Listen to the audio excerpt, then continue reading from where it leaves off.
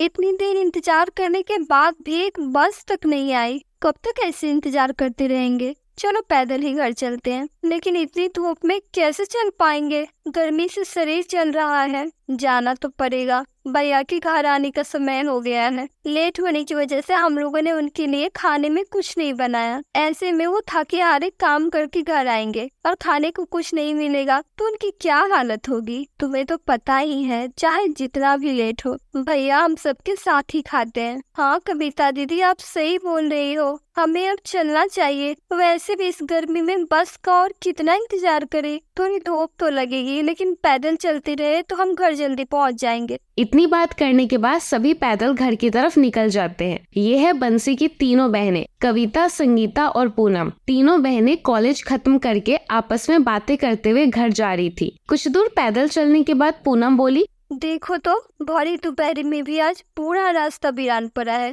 गर्मी के कारण एक भी लोग दिखाई नहीं दे रहे हैं। दोपहर के टाइम किसे अपना शरीर जलाना है जो बाहर रोड पर आए? हाँ ये भी बात सही है। बातें करते करते तीनों बहन घर पहुंच जाती है। उनके पहुंचने से पहले उनका भाई बंसी घर पहुंच गया था। अरे बहन, तुम लोग आ गई? हाँ भैया, वो आने में हम लोगों को थोड़ी देर हो गई। अभी आपके लिए कुछ खाना बना देते हैं। अरे कुछ भी बनाने की जरूरत नहीं है, तुम लोग बहुत थक गई होगी। हाँ भैया, आज तो सच में जान निकल गई। बस नहीं मिली तो पैदल ही आना पड़ा। कोई बात नहीं, आज मैं रास्ते से आ रहा था तो ढाबे से छोले चावल की खुशबू आ रही थी तो मैंने सबके लिए ले लिया। वैसे भी तुम लोग गर्मी में कॉलेज से आने के बाद थकी हारी खाना कैसे बनाती? तुम लोग थोड़ी देर यहाँ बैठो, मैं और पूनम सबके लिए खाना लेकर आते हैं। इतना बोलकर बंसी और पूनम रसोई घर में खाना लेने चले गए। उसके बाद साथ बैठकर सभी भाई बहन एक साथ खाना खाने लगे। पानी पीते ही उसकी बहन बोली, भैया पानी तो बहुत ठंडा है। आज इतनी गर्मी होने के बाद भी पानी इतना ठंडा कैसे? इससे पहले तो मटकी का पानी इतना ठंडा कभी नहीं रहा।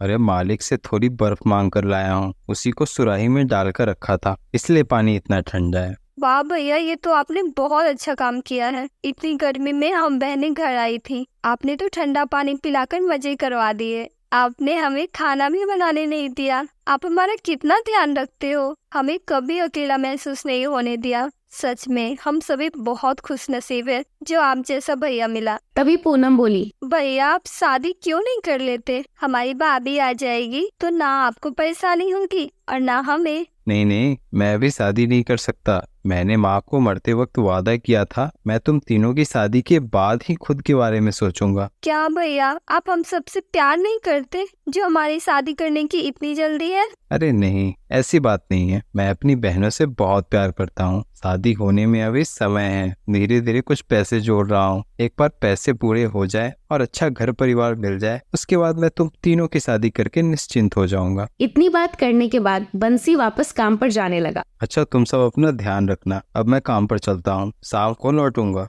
इतना बोलकर बंसी काम करने चला गया। बंसी काम करने जा ही रहा था, तभी पीछे से आवाज आती है, बंसी, अरे वो बंसी, कब से आवाज लगा रही हूँ? मैंने सुना नहीं माला, लेकिन तुम यहाँ इतनी गर्मी में क्या कर रही हो? तुमसे मिलने का मन कर रहा था इसलिए आ गई। मैं जानती थी तुम अभी खाना खाकर वापस से काम पर जाओगी, इसलिए अपना आम का बागान घूमने आ गई। वैसे भी इस बागान में थोड़ी राहत है, वरना घर में गर्मी से जान निकल रही है। मैं तुम्हें एक बात बताना चाहती हूँ, बाबा नहीं चाहते तुमसे मेरी शादी हो, इसलिए वो मेरे लिए कहीं और रिश्ता देख रहे हैं। तुम्हारी गरीबी के कारण वो मेरी शादी तुमसे नहीं होने देना चाहते। तुम अपने बाबा से बोलो थोड़ी और मोहलत दे, मैं अपनी बहनों की शादी अच्छे से कर दूं, उसके बाद मैं मेहनत करके बहुत सारा धन कमा लूंगा। ठीक है बंसी, मैं समझाने की पूरी कोशिश करूंगी। इतना बोलकर माला घर चली गई और बंसी काम पर चला गया। दरअसल बंसी और माला एक दूसरे से बहुत प्यार करते थे, लेकिन बंसी की गरीबी के कारण माला के पिता सत्येंद्र इस रिश्ते से खुश नहीं थे। वो अपनी बेटी की शादी किसी अमीर घर में करना चाहते थे। अब ये तो बाद में फैसला होगा कि माला की शादी कहाँ होगी। फिलहाल बंसी अपने कमाई से एक एक रुपया जोड़ रहा था, जिससे उसकी बहनों की शादी में कोई कमी ना हो। आखिरकार बंसी को पालमपुर गांव में एक ही घर में 3 भाई मिल गए। तीनों एक साथ मिलकर खेती करते थे। उसकी एक बीमार माँ थी जो बिल्कुल मरने की स्थिति में थी, और वो मरने से पहले अपने तीनों बेटों की शादी करवाना चाहती थी ताकि वो अपनी तीनों बहू का चेहरा देख सके। बंसी इस रिश्ते से बहुत खुश था। वो घर जाकर खुशी खुशी इसके बारे में अपनी बहनों को बताता है। तुम तीनों के लिए रिश्ता आया है। प्रमोद, रजत और राजेश तीनों भाई हैं। मैंने पता किया है, बहुत ईमानदार और मेहनती लड़के हैं। खुद की जमीन है, किसी चीज की कमी नहीं है। कल तुम सबको देखने लड़के वाले आ रहे हैं। बस एक बार उनकी साइड से ये रिश्ता पक्का हो जाए तो मैं भी निश्चिंत हो जाऊंगा। अगले दिन तीनों लड़के अपनी माँ के साथ बंसी के घर आते हैं। बंसी की तीनों बहनें सुंदर और संस्कारी थी, इसलिए सभी ने देखते ही पसंद कर लिया। थोड़ी देर बात करने के बाद लड़के की माँ बोली, मुझे आपकी तीनों बहनें बहुत पसंद हैं। आप शादी की तैयारी शुरू कीजिए। हमें दहेज में भी कुछ नहीं चाहिए, बस मेहमानों का स्वागत अच्छे से हो जाना चाहिए। आप चिंता मत कीजिए, हम कोई कमी नहीं छोड़ेंगे। इतनी बातें करने के बाद सारे मेहमान चले जाते हैं। बंसी अपनी बहनों की शादी के लिए बहुत खुश था, साथ ही साथ थोड़ा परेशान भी था। इतनी गर्मी है और गर्मी से बचने के लिए हमारे घर में ना कोई व्यवस्था है और ना ही इतने पैसे जो मैं मेहमानों के लिए पंखा और कूलर ला सकूं। इतनी गर्मी में शादी कैसे संपन्न होगी? बंसी ये सब सोच ही रहा था, तभी तीनों बहनें वहाँ आती है।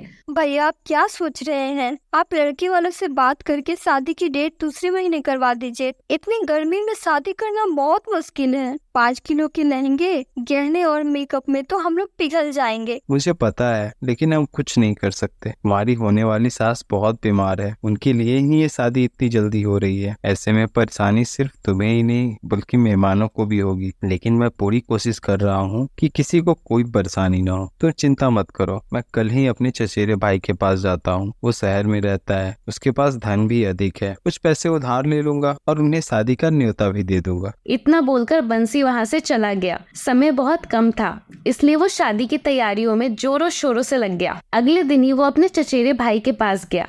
उसे शादी का निमंत्रण देने के बाद अपनी बहनों के लिए शादी की शॉपिंग करके आ रहा था। तभी बस अड्डे पे कुछ गुंडे बंसी का बैग लेकर भाग जाते हैं। वो चीखता चिल्लाता रह जाता है, लेकिन चोर किसी के पकड़ में नहीं आता और भाग जाते हैं। अब बंसी को कुछ समझ नहीं आ रहा था कि वो क्या करे। वो पूरी तरह टूट गया। हे भगवान, सब चोरी हो गया। अब मैं घर जाकर अपनी बहनों को क्या मुंह दिखाऊंगा? कैसे होगी मेरी बहनों की शादी? किसी तरह अपने आप को संभालते हुए बंसी घर पहुंचा। उसे परेशान देखकर सब बहनों ने कारण पूछा तो उसने सारी बात बता दी। ये सब जानने के बाद उसकी बहनों को बहुत दुख हुआ, लेकिन वो कर भी क्या सकती थी। बंसी को जब कोई रास्ता नहीं सूझा तब वो माला के पिता सतेंद्र के पास मदद मांगने गया। वो एक अमीर किसान था। आम लीची के बहुत सारे बगीचे थे जिसमें सतेंद्र को अच्छा मुनाफा होता था, लेकिन उसके पिता ने मदद करने से साफ इनकार कर दिया और घर जाकर माला को सारी बात बता दी। माला, तुम भूल जाओ, बंसी से तुम्हारी शादी होगी। उसके पास अपनी बहनों की शादी करने के लिए पैसे नहीं है, वो तुम्हें क्या देगा? इतना कुछ हो गया उसके साथ, पर मदद करने के बजाय उसे भला बुरा कह रहे हैं। मैं उसकी मदद क्यों करूं?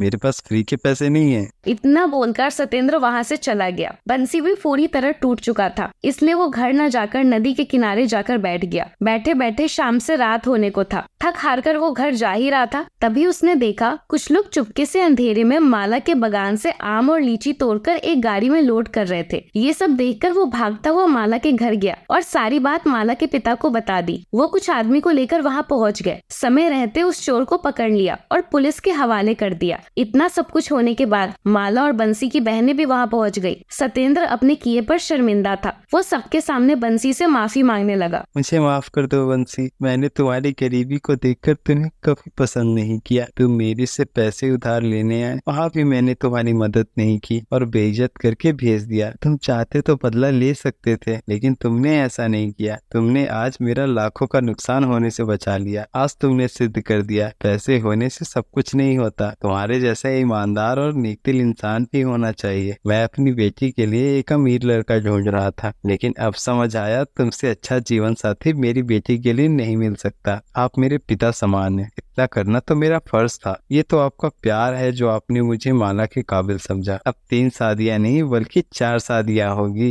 एक ही मंडप में कविता, संगीता और पूनम के साथ साथ बंसी और माला की भी शादी होगी। ये सब सुनकर माला और बंसी के साथ साथ उसकी तीनों बहनें भी बहुत खुश हुई, क्योंकि बंसी की बहनें भी अपने भाई को अकेले छोड़कर नहीं जाना चाहती थी। इसी तरह तीनों बहन और भाई की शादी बहुत धूमधाम से हो गई। इतनी गर्मी होने के बाद पंखा, कूलर और खाने पीने में किसी प्रकार की कोई कमी नहीं हुई। शादी अच्छे से संपन्न हो गई। तीनों बहनें खुशी खुशी विदा होकर चली गई और बंसी भी माला के साथ खुशी खुशी रहने लगा। बंसी तो मेहनती था ही, थोड़े ही दिनों में कड़ी मेहनत करके बहुत सारा धन अर्जित कर लिया। अपनी बेटी को सुख में देखकर माला के माता पिता भी बहुत खुश थे।